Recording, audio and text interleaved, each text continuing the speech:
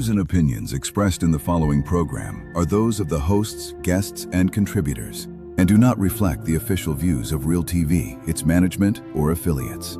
Content is provided for informational and entertainment purposes only. Viewer discretion is advised.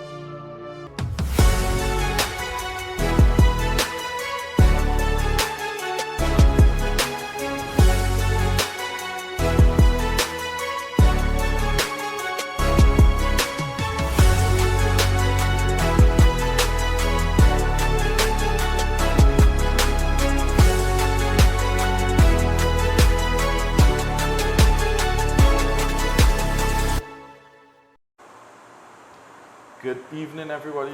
Welcome to Redemption, a road to rehabilitation and recovery. We have a purpose to try to bring our community, our society, into a safe place once again. We're trying to recapture the essence of back in the days when someone have an event in the neighborhood, everybody could have go. And now, where situations is only by guests, and each and every individual is putting more bars to their house, creating a prison in their home.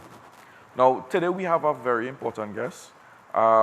He spent a very long time, but his story is about hope, about just never giving up, because no matter the situation, we can be whoever we have Andrew Douglas to tell us here today. Andrew, introduce yourself a little bit. A pleasant good morning. My name is Andrew Douglas, and I have been incarcerated for the past 35 years and some days.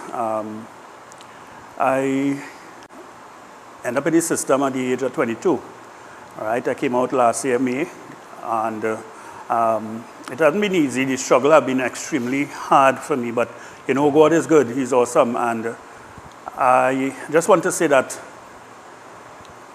we had to continue to trust God and continue to keep that hope in Him.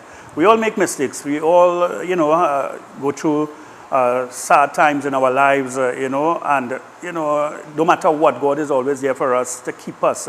But we have a choice to make.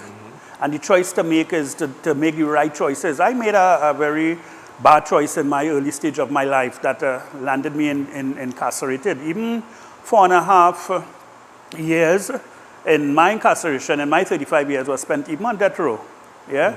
By the grace of God, I'm alive, I'm out, I'm free today because He have given me another opportunity, another chance because of the choices that I decide to make, to serve Him, to walk in that straight and narrow path.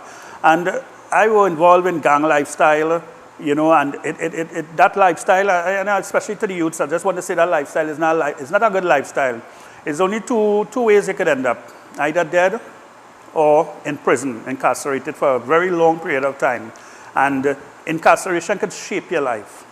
Just as I would say environment does shape you, incarceration could shape your life. In other words, you could either come out better or you could come out worse. So, that's a small synopsis as so far as to, who I am and where I came from. Yeah. So, he just said 35 years. Could you think about spending 35 years in prison and come out after that period and looking this healthy, looking this strong and this focused? A lot of people in this situation, when you express it to them, they're like, they would take their life, they would do something, they can't support, this is nonsense, they don't know what to do.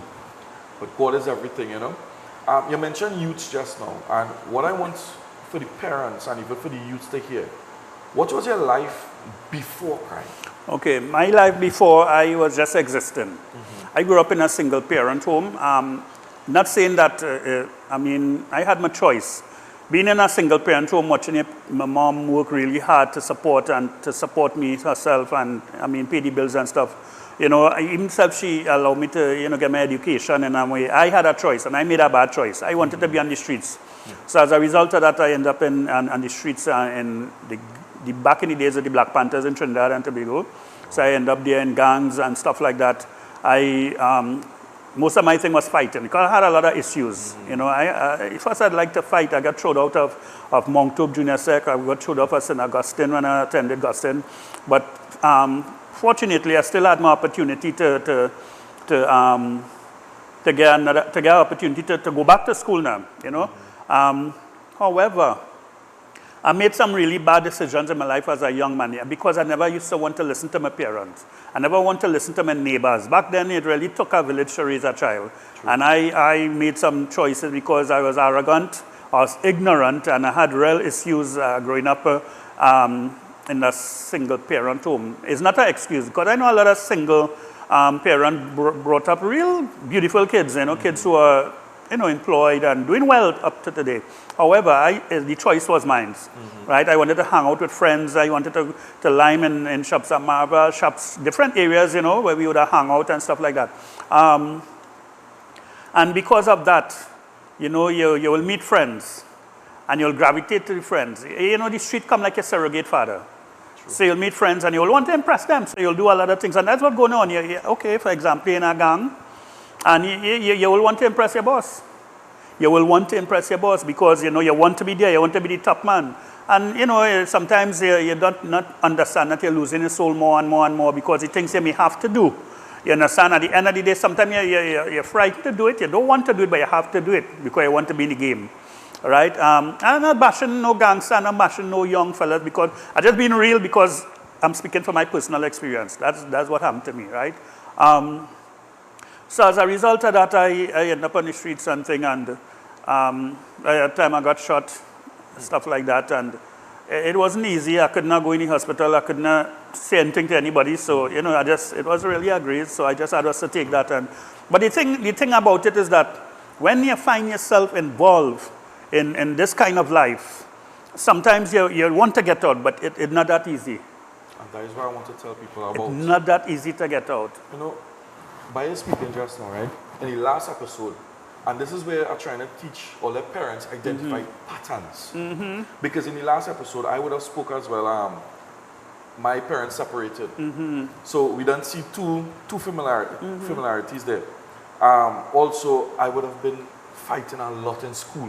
So violence is like a consistency that goes along. Because from primary school to secondary school, even in prison when I started to fight, and then impressing.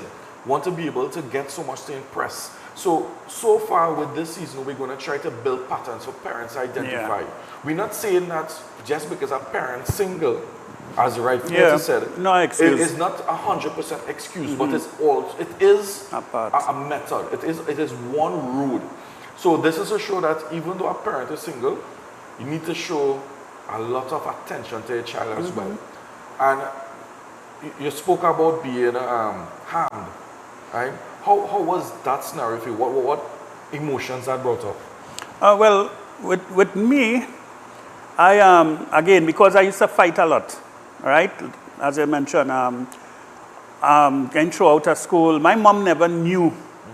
She never knew. And as a matter of fact, nobody in the neighborhood knew that I was involved in gangs. My mom didn't know. When I got my case, my mom fainted, you know, because I know she tried her best with me. I know now I'm a grown man. When you're young, you doesn't see it, you know. True. Because you so want to be. You want to be then. And well, she was more like mother and father, but you know she cannot be father. So that will be an extra pressure on me and on her as a parent, as a single parent. However, going to school and getting myself involved and getting out of school and most of the time I used to more dishing out the violent act now. It's nothing to be proud of because I had issues, I had problems. I really wanted a father in the home and I didn't have no brother, I didn't have no sister. You know, and growing up, seeing everybody playing outside, going to school, seeing the parent coming to pick them up. And, you know, sometimes as a young boy or a young child, you just crave these little things. It may come across simple, you know, because the parent might not recognize that this child craving this. They may feel that, okay, they're trying really hard to put food on the table for the kids, to send them to school, to buy books, to bring them up in the best way. But that child, you know, have a mind of his or her own and seeing things that will affect them, then of course it will have the verbal abuse. And one of the things that parents need to look at is the simplest things. Yeah. From the time a child brings home something that does not belong to them, you had to question it. You must. Another thing that parents have to understand, even if a child bring home a mango, because he could, I mean, yes, he could buy it, but let's just say, playing a different advocate. I don't even want to say the word. Playing a different advocate, that child really stole that mango. You understand? When a child come home, you question them. They bring things in the house that you know nothing about. You question them. You don't let it slide. Because it's those simple things. True. When those simple things start, they graduate. For me, for example, I started thieving Julie mangoes and fruits that does not belong to me. Then I gravitated to shoplifting back then in different stores. You know, me and some other guys. And then one thing led to the next. And then it was street violence. Then it was the gang. And then it was prison. You know, so it does have a built-up, and parents have to recognize the built-up. Anytime you get opposition in the house with your child, something wrong. Because even though sometimes a child might fake it to make it, say, yeah, mommy, yeah, daddy, okay, mama, and humble himself, still, you have to be cognizant of what that child really going through. Because something he doesn't know. He doesn't know. That's true. He doesn't know as a parent. Because, like I said, my mom didn't know. My community didn't know. Because I never did anything in my community. And that is right, because you know the saying, you make a child, you don't make it mine. We will put a pin in that for the moment. Yeah. We're going to take a break, and we'll come back and we'll continue with the story. Okay. Right?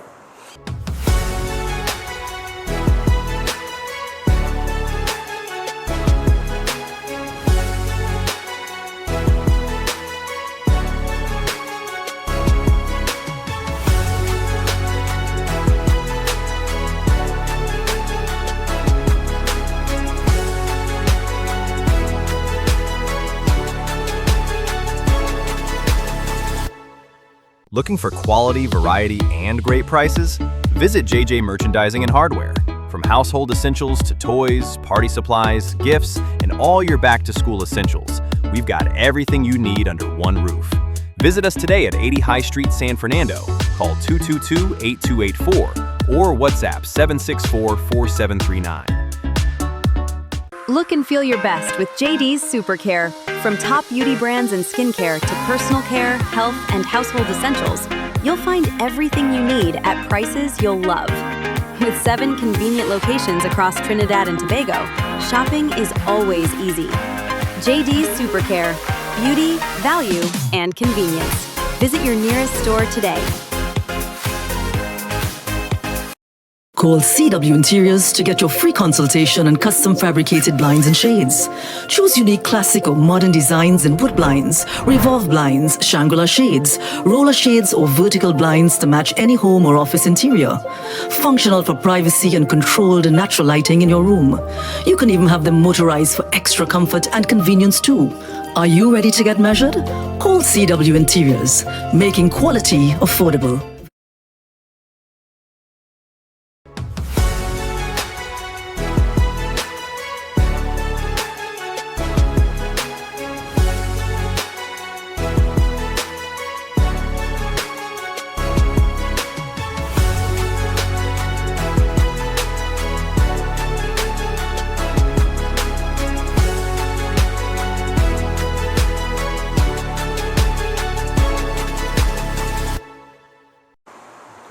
Welcome back to Redemption, a road to rehabilitation and recovery. Before the break, we spoke about, there's the old saying that you make a child, you don't make them mine. So, like Mr. Douglas said earlier on, and I would have told you all in the last episode as well, my parents didn't know who I was outside of that home. My community, I used to help every single individual. So they thought I was a very good person. But they didn't know the choices I made outside of the community. And when I got incarcerated, everybody was so shocked. My mom had nightmares. And it's just so relatable. And with us going through multiple stories, and we could hear this, the absence of our parents. Now, in his instance, he had his mother, not his father. In my instance, I had my dad, but my dad didn't have time for us.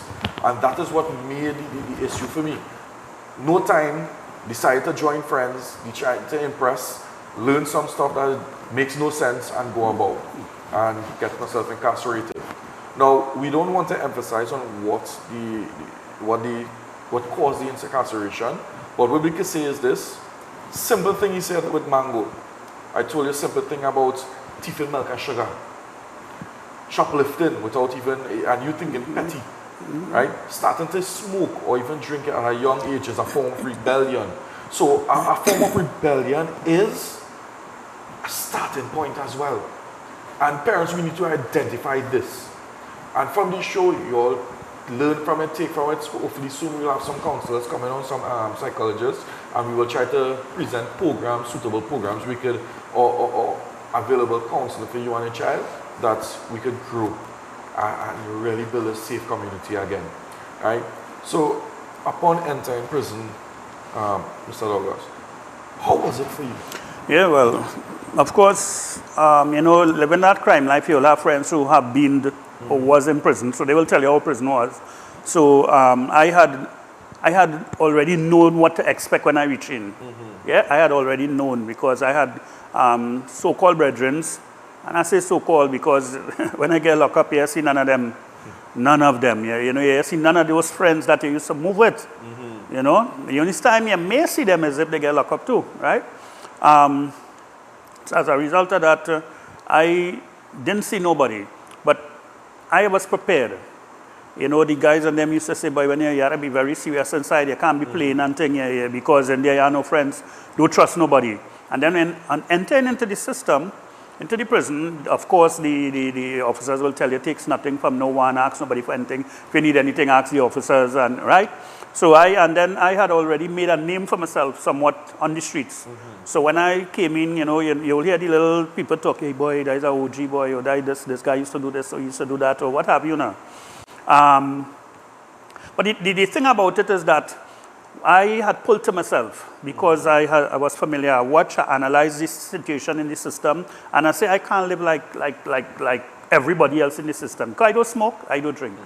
All right? And my issue was fighting. I had a lot of issues. Because of probably how I grew up, I used to use my fighting to justify whatever. But there was a point in time and there where I decided, hey, this is working for me. It's time that I make myself somebody. So I started to study. I started studying. I started reading my Bible. And because a lot of some of the officers and them who were working there, I knew some of them from school days, and some of them were living in my environment. So some would say, boy, you was going good in school, football, running, self-defense, all these little things. They would say, boy, you was going good. You understand? And then some will say, boy, we know you were among to nothing. So I used to take the two parties, and I used to meditate on what they say. And most of them who knew me used to say that, boy, you was going good. So I used to more concentrate on that and look to better myself. The situations in prison is not nice. I don't wish even worse than me in prison.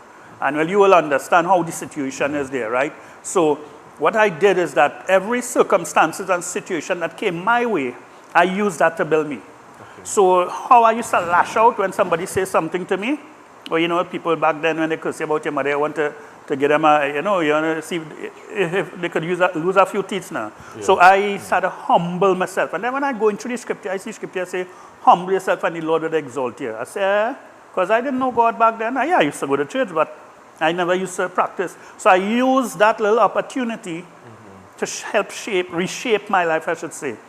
When I ended up on death row, I decided to give my whole life to the Lord. So I started reading, I started studying law. But of course, the Archbold books was too expensive, and they come out annually, and it was £8,000. Wow. I mean, £800 for one at the time, and I couldn't afford it. I used to borrow one from my brother next door. And it was too much, so I stopped and started more concentrating on my scriptures. I started reading my scriptures more. Any book I used to more read because I'm in on death row, and what you could do, just read, exercise, and pray. So I did that. So I made a promise to God while on death row. I said, Father, if you bring me down from death row, I promise to walk that straight and narrow path. And not just to walk the straight and narrow path, but to help other people not make the same mistakes that I made, to end up in the system. And I'm still doing that today. Today, I'm a mentor, certified mentor, I'm a broadcaster, I'm a radio announcer, I'm a DJ, I'm an artist, I paint, I am a poet, I do poet. Matter of fact, I came first when I was at MSP in a poetry competition and second in all the prisons. I am also a pastor now. I'm an ordained minister of the gospel, so yeah. You know, well, I was into fitness and self-defense and those things back in the day. So in other words, it's a process. It's a process. What I like to say, right? And this is what I want to identify with people. So it started, and then there was a point you're like, this don't make sense. And the same way I should have shared, I would have came to a point. So I stopped smoking, and then came to a point like, hey, my point was I didn't want it to be behind my school friends. Your point, it was like, hey, this don't make sense. I want a different life. So even though in this situation, you decided, here what, I need to make that change. And then it came to the fact where you reach death row. Now, knowing that you made this change, and then you end up in death row, what was that transition in emotion? Okay, well, because I started reading my scripture, it was more, I became more aware as to the wages of sin is death. Okay. But the gift of God is eternal life. So like acceptance. Yes, I came to acceptance. But also, you know, I used to like talk to God like I was talking to my friends. So I used to say, Father, you know, your words say, be transformed by the renewing of your mind.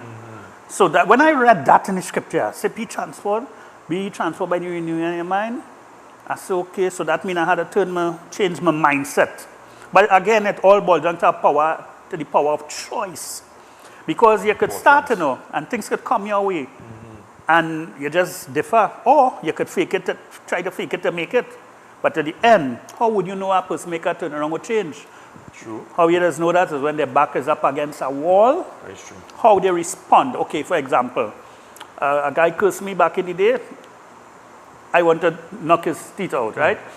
A guy cursed me now, I laugh. I humble myself. If some people, depending on the situation, is going to say, boy, hey, God bless you, brother, boy.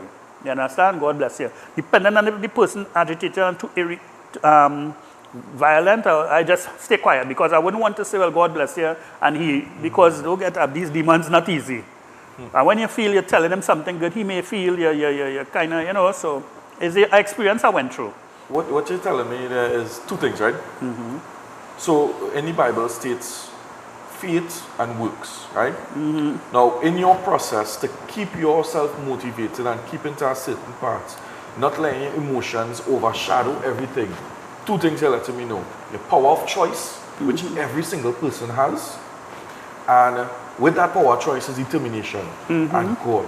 Yeah. Because every single person will tell you a factor of what helps them change is that power of choice, wanting this, so they made the choice to continue, and that relationship.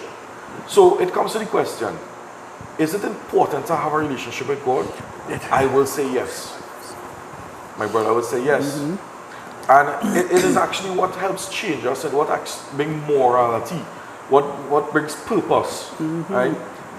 Now, in that situation, you said when you started to study law. Yeah, you did school, so it's a lot of programs you did. Yeah. Now, we're going to come to that. But what I want to find out is, because obviously we know that survival. What I explained the last time, when you made this wrong choice, you come into prison, you sacrifice your dignity, that you have to strip in front of a person, you sacrifice your choices. Now, not in the choice of you want to make a difference, but the choice like when to eat, when to be, when to this. And how was that for you to know that you transition from freedom, choice, dignity, into a place like, hey, my wrong choice put me here? How you felt at the beginning, and knowing that you made the choice to change, what you felt after? Okay, I wouldn't say that it was easy. It was very difficult for me because coming from my environment on the streets, and having a command, there were a point in time I was commanding a group of guys, right? And to end up in the system and having to eat when they say to eat, to get up when, and back then you had to get up real early to go and take a shower, and then the shower, you had to be lucky to really get a good shower. Because you're like in your home where you could shower as long as you want to, your soap and it's just a whoosh whoosh. But the transition was hard. What helped me again is that knowing what to expect when I come in prison from the guys who were there before, some of my friends who were there, so-called friends, as I say, who were there before. So I watch in any situation. You don't just go in a tongue and get on. You watch, you observe, you look, you get familiar with what's going on in your environment, and you learn to adjust it. Survival. Yeah, it's about survival. If you know, well, all right, when you're going in the line, if a guy mash you and you rail up, you know, well, the officers and them have to discipline you. Because that's how it is. Because you have to understand where you are in prison. And I'm saying this because a lot of guys just feel prison nice. Yeah. And a lot of people does go out with the impression telling guys that there was rankers and there was this and that in the prison. And while it might be good for them, it may not be good for everybody. Prison is not a nice place. I spent 35 years and changed there. It's not a nice place. You know? 35 years. Not a nice place. You know, for 35 years spending there, and to have this mindset, you know, you're released and then you still want that difference because some people give up. Yeah. You know what? It's very strong, very commendable. We're going to take a break here, and after return, we're going to continue with Mr. Douglas here, a person of hope, strength, and I hope you learn a lot of what he's saying. Let us go on a break.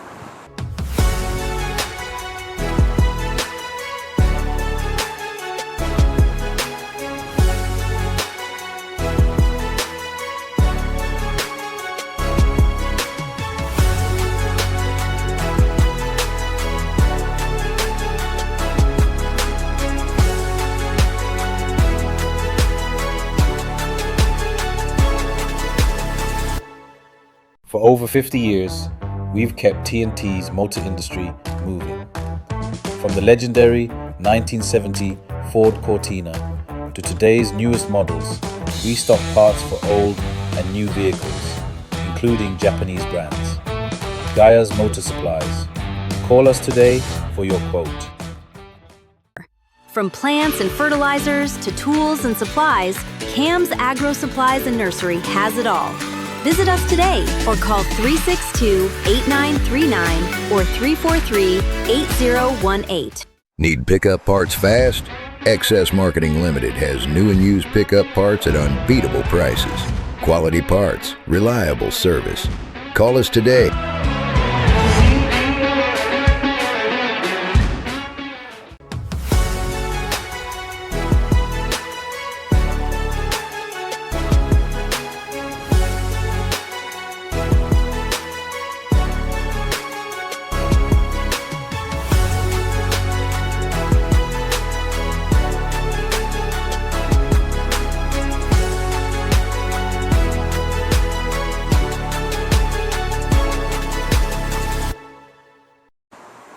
Welcome back to Redemption, a road to rehabilitation and recovery.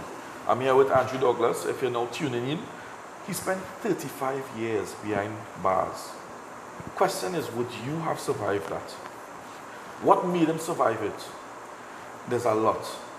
You know, the ingredients of making a choice for the betterment, the choice of following God, make sure and diving in that Bible and serving exactly what he saw, what his purpose was. It is difficult. Now we reach into these circumstances, and as I said, one of the quotes I will keep on throwing around here is that a wise man learns from his mistakes, and a wiser man learns it from people's mistakes. I know the last episode I probably make it a little mix up. We are human beings, so we make errors, and that's what it's sure about. Yes, we do errors, but what you do after that. And I'm going to bring back something. Hopefully soon I'll get the person who taught me this to come on the show. A lot of times we like to look at people and don't listen to people. And I want you to listen to the story of Andrew Douglas. Because clearly again, and I'm going to do it again, if you take your hand and do it so, and listen, a lot of we look and do and we don't listen. So you take this and you put it on your chin. I have gone all over Trinidad and Tobago. Only a handful of children ever put it on the chin. Literally listen. We all follow by looking and we just want to live. Now I want you to listen. 35 years. What was his mindset? Give up on it and decide, because he could have given up and just continue in his road. But he wanted a life. He had that hope And I want to draw on something before we continue, Mr. Douglas. If you notice every single Marvel movie and DC movie, all the villains and even the aliens, they always say one thing with humanity. We have hope and a will to move on even though we face defeat in his face. And this is what this is about. So during the process of this, you have acquired a lot of accomplishments. One thing, radio broadcasting. Imagine you as an inmate certified as a radio broadcaster, DJ, a coach for a gym coach. Gym, yeah. You did public speaking. Yeah, motivational speaking. You work as any medicine department. Yeah, for 19 years I worked in the infirmary. These are things to be so proud of. I want to learn medicine bad, but I'm getting too young. So, back to you, Mr. Douglas. Yeah. Explain to them some of the programs, but not just what the programs. Because at point in time, you want to give up on some programs. But let me go along the lines of the programs and what kept you along this path. Okay. All right. So when I decided to make that turnaround in my life, I was one of the person together with deceased Godson Neptune, may God rest his soul. He was my mentor. Mr. Godson Neptune was my mentor. He was released and he was freed and well, he passed he had some ailments now. But he was my mentor, and learning from Godson Neptune is like, you know, like you can't get enough from him. The way how he teaches you, right? So together with Mr. Rudolph Garcia, Kalai Bab, and Fenton Ragu, those were officers who wanted to make that turnaround in the prison system to help inmates to know who they are and to make that turnaround in their lives. So they saw me and they saw me drawing, because like I said, I do art, and they asked if I could teach it. And then I started teaching art. I taught about 32 men art at that time. So, you know, I used to teach them art, and then Alta came in and I started teaching with Alta.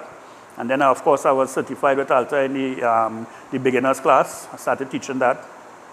And what happened is that in order to make changes in your life, you have to get yourself involved in things, not just you're going through your scriptures and things, but you have to get yourself involved in positive things. And in back then, there was people coming in to help the inmates. And I gravitated to everything that they came, more especially the life skill classes. The life skill classes taught me a lot. I was able to know how to be more encouraged by circumstances and situation and not be discouraged. Because situation, there's a quote I read many years ago, they say that trials and tribulations are not enemies of your faith, but are opportunities to prove God's faithfulness. So with that in mind, I'm the kind of person that when I read things, I just want to put it into practice, especially to develop myself and to help me. Hence the reason, since 2003 to my release, I got involved in programs. I was one of the first inmates, together with Godson Neptune, to help build programs in the prison system. And until they sent me up to MSP, and then I taught in MSP literacy for some years. I am also a certified change agent. I got certified as a change agent under Mr. and Mrs. Chase back in those days. Mr. and Mrs. Skinner, Reverend Skinner. They taught me managing manhood, anger management, conflict resolution, and I gravitated to these programs in such a way that I started teaching them. So, you know, we teach best what we want to learn. So in other words, what we want for ourselves, we will impart that onto other people. So now I'm a certified motivational speaker, certified mentor, broadcaster, radio announcer, and also a DJ. And well, my pastorship, okay? Prison is a place where, I always say this, it could either make you or break you. It never broke me.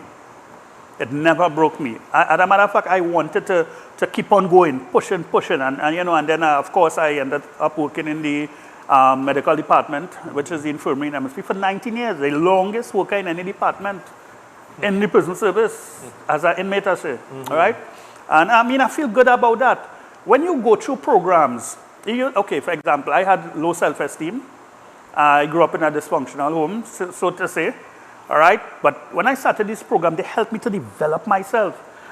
That's why one of the things I said when I was released from prison is that I wanted to help the inmates, you know, help them to make that turn around, make that change, because that's the only time you feel free. Other than that, you're in a prison, because you want to run to smoke, you know, these things. Now, two things. When you said 2023 release, right? 2000, I was released in last year, May. Last year, 2025. Yeah, I went in 1990. Wow. 1990. That was the year the coup? Yeah. I was just before the coup. Even a year old. But yeah, something you talk about as well. And I want you all, if you remember the last episode, I also said it. Self-confidence. So because you're not believing yourself, you end up places to try to have people believe in you. And this is what parents need to understand. Now, yes, you might try to tell you might be a biggest child supporter, but sometimes that is not enough. We want somebody else. And that is where we come to the counseling, we can help build our child confidence. Because I didn't know I was bright. I didn't know how good I was until I was like, everything was taken away from me, and then I was given the opportunity, and then bam, I achieved all of this stuff. Now, mind you, talking here, we would have been in the same institution at a point in time. When I came in, I thought he was an officer.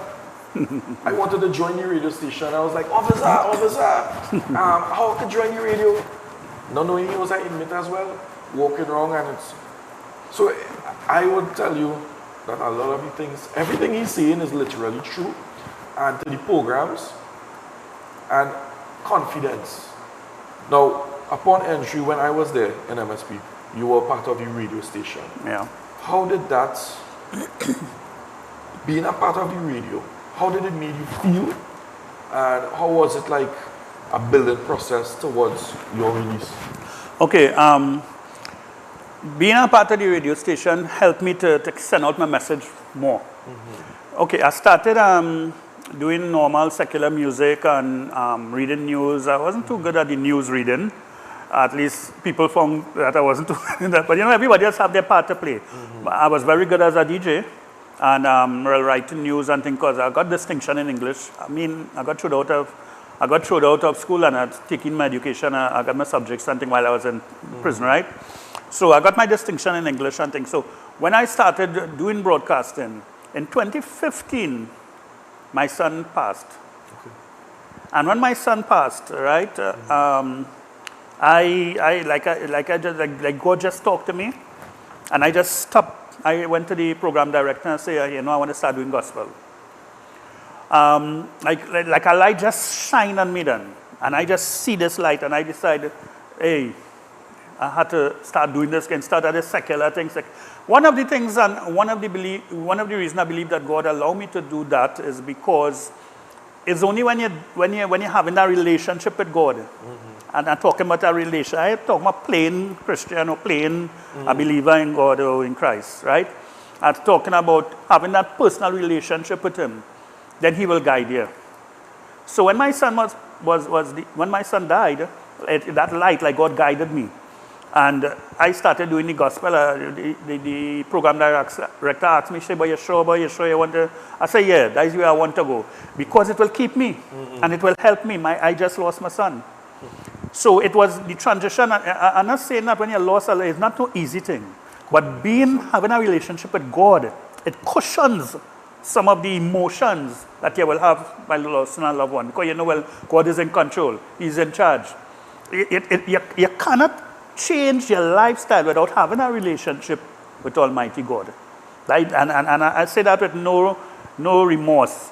The only true change comes from having a relationship with God. So even if you're a gangster and you want to make that change and you're frightened to make that change, there is a God. And if you're sincere in your heart, He will cover you. You know why?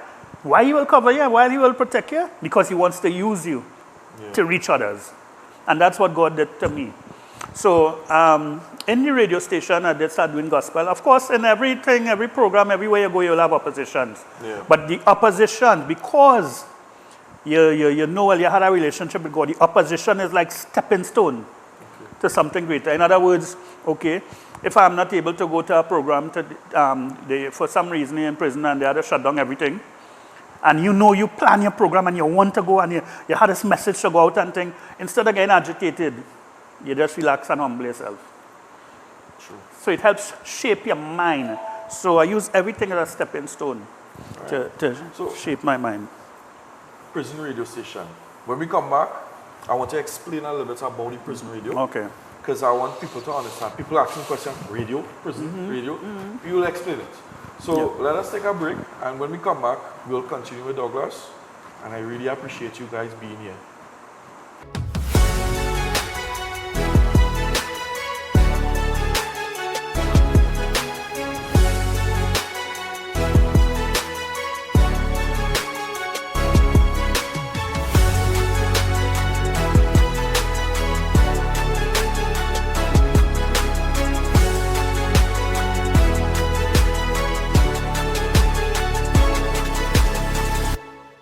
Looking for quality, variety, and great prices? Visit JJ Merchandising and Hardware.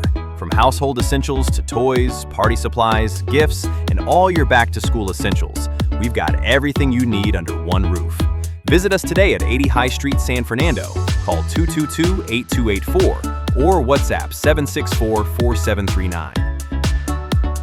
Look and feel your best with JD's Supercare. From top beauty brands and skincare to personal care, health, and household essentials, you'll find everything you need at prices you'll love. With 7 convenient locations across Trinidad and Tobago, shopping is always easy. JD's Supercare. Beauty, value, and convenience. Visit your nearest store today. Call CW Interiors to get your free consultation on custom fabricated blinds and shades. Choose unique classic or modern designs in wood blinds, revolve blinds, Shangri-La shades, roller shades or vertical blinds to match any home or office interior. Functional for privacy and controlled natural lighting in your room. You can even have them motorized for extra comfort and convenience too. Are you ready to get measured? Call CW Interiors, making quality affordable. Upgrade your ride with V Marketing Auto Accessories. Quality accessories, great prices, and everything your vehicle needs. Call us today.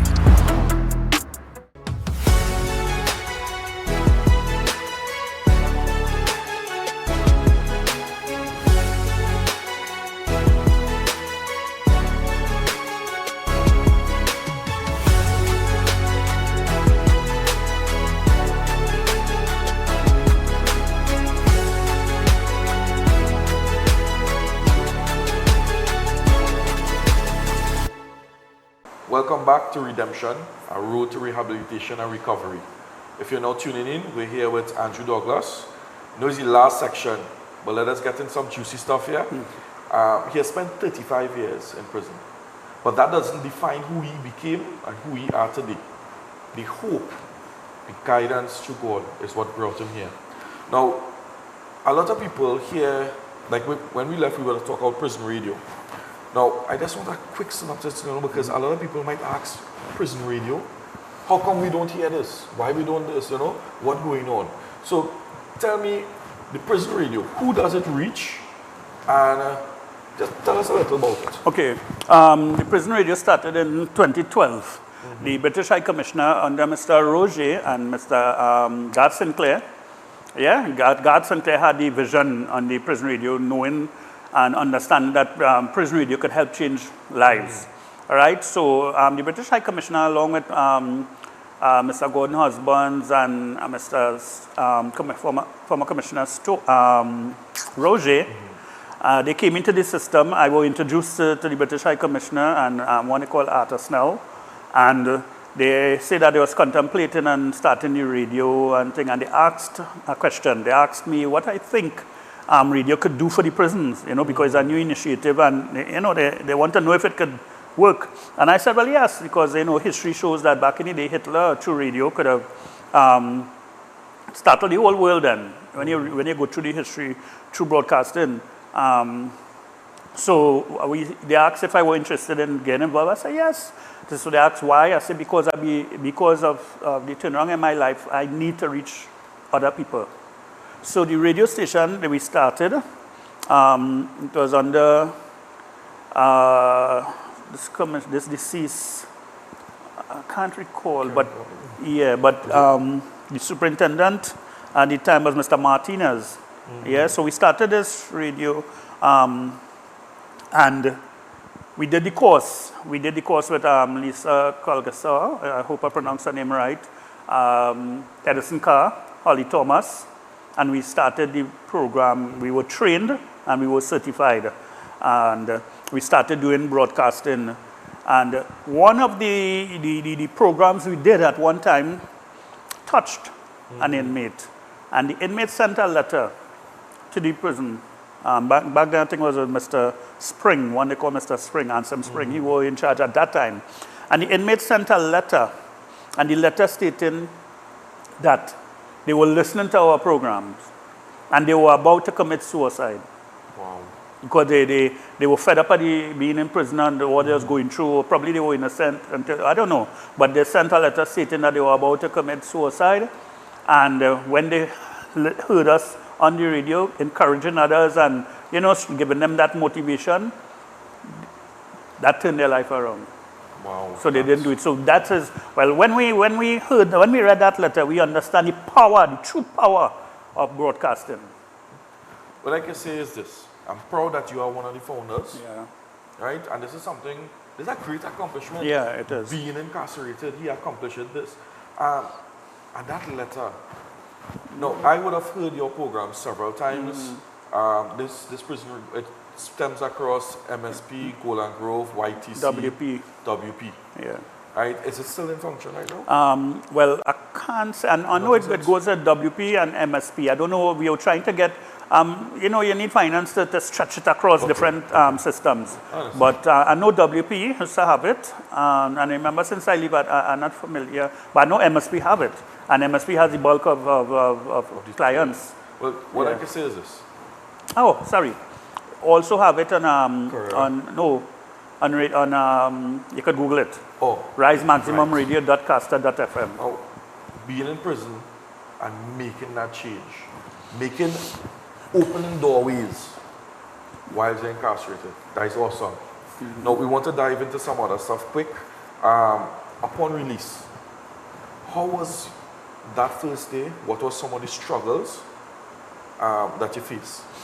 Okay, upon release, very first time I released, and again I had to thank my pastor, Pastor Wilma Kelly. Yeah, because Pastor Wilma Kelly supported me all the way. And as a matter of fact, when I came out the next day, I had she invited me to a gospel concert in Tobago. So we went there. So it come like I get my release. I went and get my ID card one time, and then the next day I went to Tobago to a gospel. So it come like it was predestinated and to give God praise and thanks for my release. And then the Sunday I got a wash. Well, baptized. I was baptized already, but I got a wash again. That's the Sunday. And the Monday I was back in prison. That don't happen. It's the grace of God. The Monday I went back to share to the young men. Right. Because when I say back in prison, people are like, what? Yeah. So you're back in prison with to Pastor share. Kelly, Right. yeah. To share to the young men. I got a nice ovation, almost a standing ovation when I reached in the prison, because the guys would have known me. I never advantaged nobody, never treat anybody, but I was there to help. Some may not like what I stand for, but it doesn't matter. Even those guys who didn't like, well, you cannot have guys that are the negative and the positive. But even the negative. If everybody likes it, some people. Yeah, so even the negative guys and them were glad for me for my release and stuff, because I was there for so long. What I want to talk about as well, your art. Because we know prison always have a convention with art. Yeah. And your art has always been the pinnacle in that section. Now, before we close off the program, you will see some of the artwork, and you will tell me, currently you do like cards, unique cards for mothers, for sentimental times. You could be able to contact him if there's anything we could put your... Yeah, I think one of the clips have my number on it. So you'll get his contact, you can contact him for that. And so job-wise, how has it been? Okay, well, presently I'm not working, I'm not employed. All right, I was trying to get a job that is suitable. Of course, I like broadcasting, and this is my thing, because I want to reach out to people, to let them know that there is hope, and people can change, and a lot of people say people can't change, but I mean, you have to be the change that you want to see. All right. So presently, I'm not employed. God have been good, you know. Now and again, the pastors from different churches will call on me to share, and then I might get a little change from them.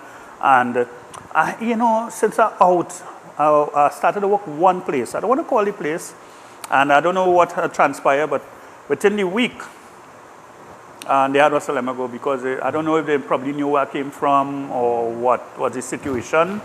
But I mean, I was prepared for all of that. You know, before I was released, I was prepared for resentment.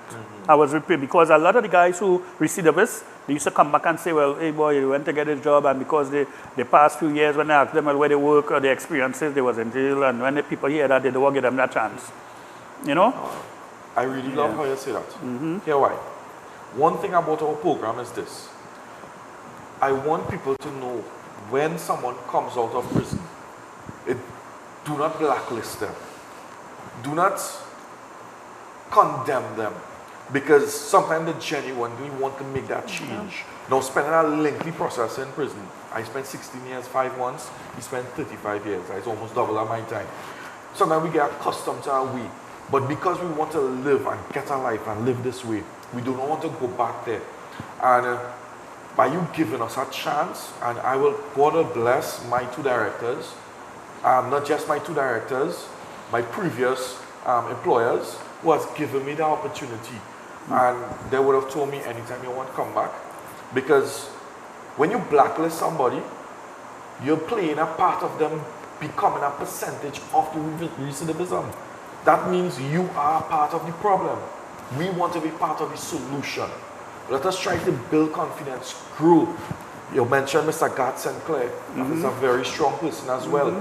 Discussions with myself and him, we would have talked about employment while he's incarcerated, so to recompensate the family as well as building something there.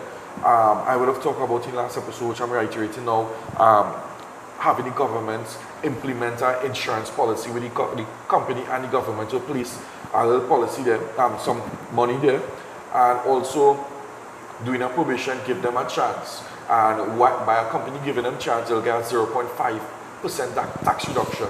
So you're also encouraging the growth of the economy, the growth of its citizens. Because there's a studies that says, how do you define a country and its growth?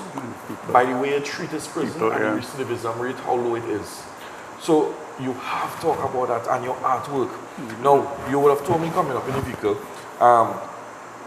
you get some sales for some of your art. Yeah, with the Mother's Day cards, well, my Mother's Day cards sold out. Father's Day, well, my father didn't get much for the Father's Day because, I don't know, some reason they just forget the fathers, boy. But, you know, it's all well and good, you know. Apart from that, I went to 1 or 2 functions, where I was invited to functions, and people saw me and they helped me out with a little finance and stuff like that. Our friend has helped me pay the rent now, but I can't, and when I do get work, I have to reimburse them, of course. True. You know, so right now that's what's going on with my situation. And, you know, just trusting God. I'm not allowing it to determine. I know that is part of it. Since I'm out, I'm not employed, but I still have people to still assist me in any way. And of course, some of them I definitely have to pay, reimburse them. True. And so that's it, you know, I just trust in God for the best. So you see there's struggles coming out of prison and wanted to stay out, but it's the determination, the choice, and God.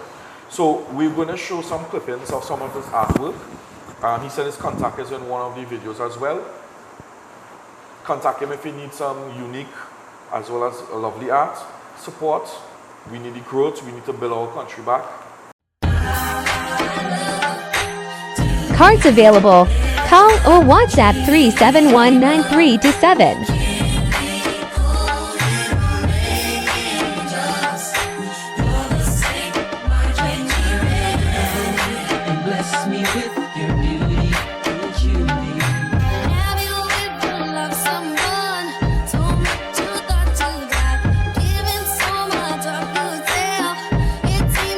This is redemption.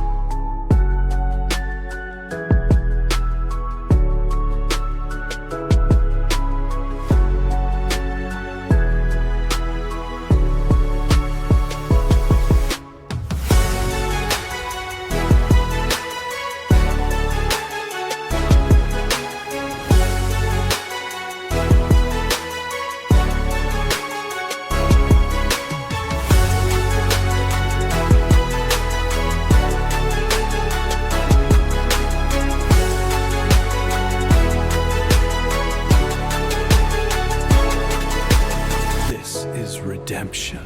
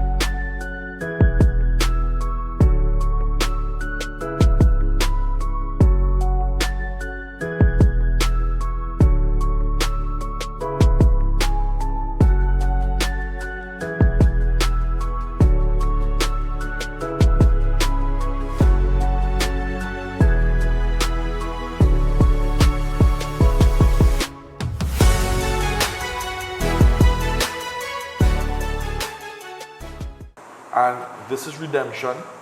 We all about helping you make a better choice and us growing our country into a safe community once again. Thank you so much for joining us today. I hope you enjoyed the video.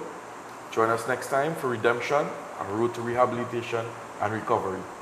See you there.